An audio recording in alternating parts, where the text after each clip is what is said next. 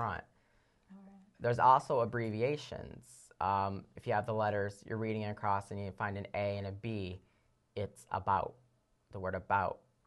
An ABV is above. An F and an ST sign is first.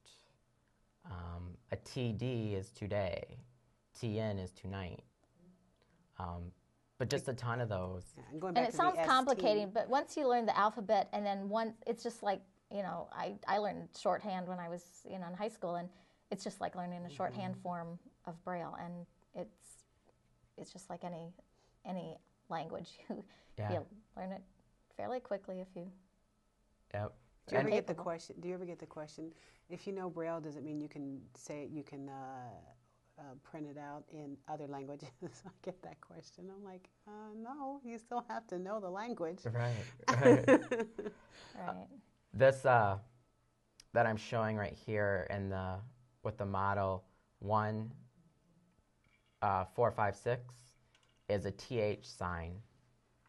So again, this one space represents two letters, and if you're reading along and you find this by itself, it's actually the word this. So I mean, there's just a whole bunch of rules like that, but you in terms of learning Braille, you do it one step at a time, and It's just as easy as, you read, when you read, you learn how to read can't instead of cannot. It's the same principle. Right. You're just used to seeing it, and that's just Right. what you learn. It's sort of that whole theory of whole word recognition, is that when Right. you look at a word, you look at the word apple, you see the entire word apple. And many times as adults, we're not sounding that out as the as apple.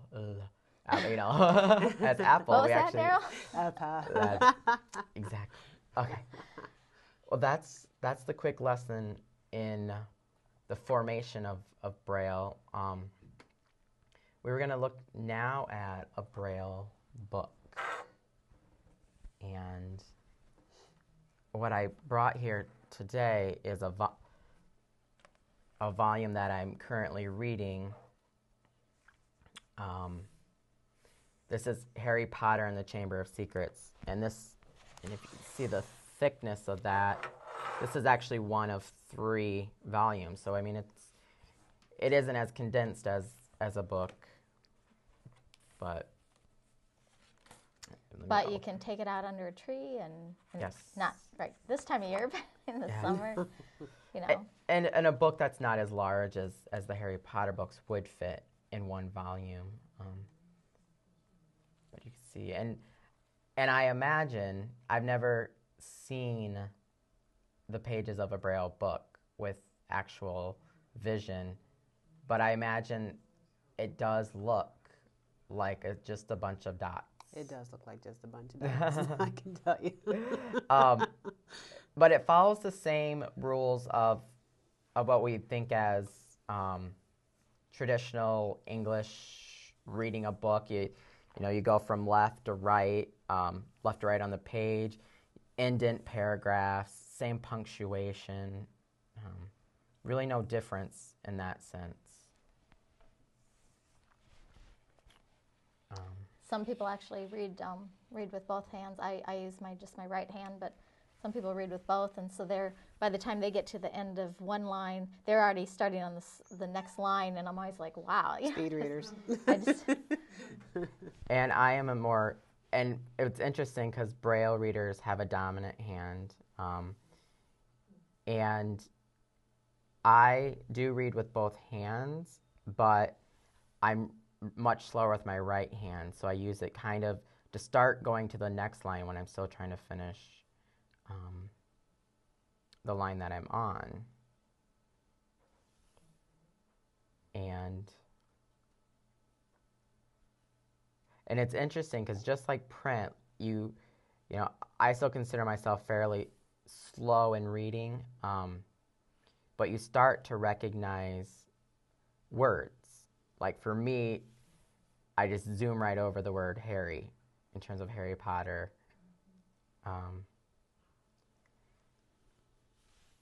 But okay, that is a Braille book, And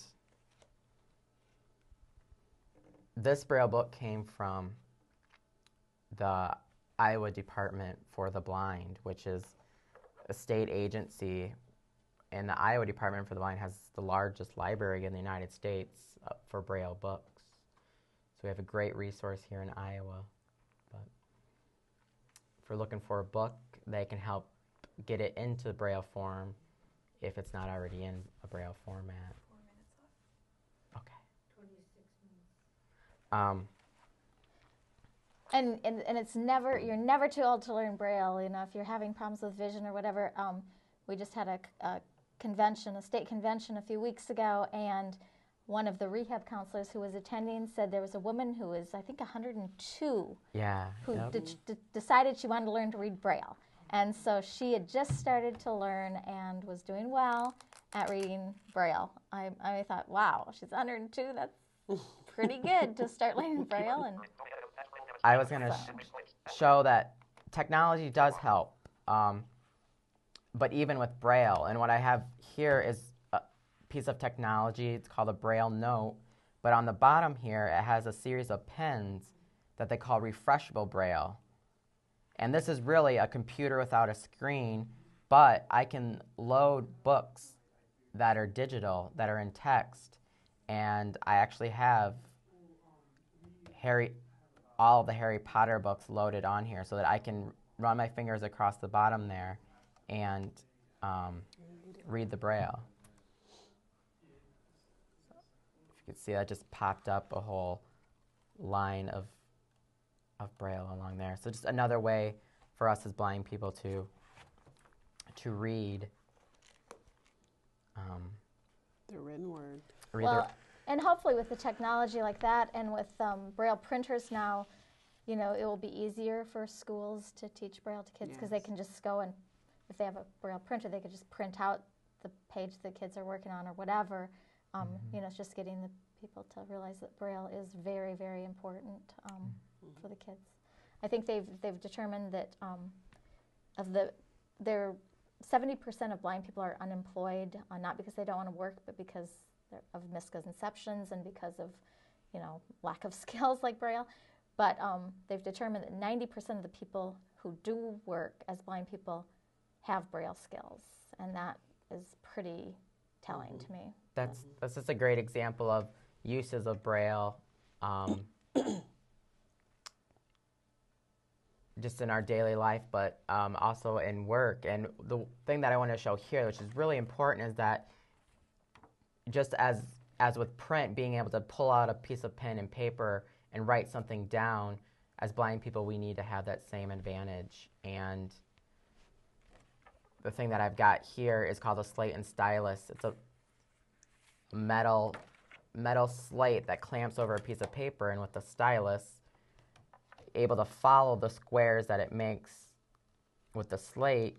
No, this is where the true talent is because you have to write backwards. You do. You have to Everything- write. Everything's write written backwards. backwards. We're out of time. Okay. And I am working on my name right now, and so can go up to the sheet, What's your name?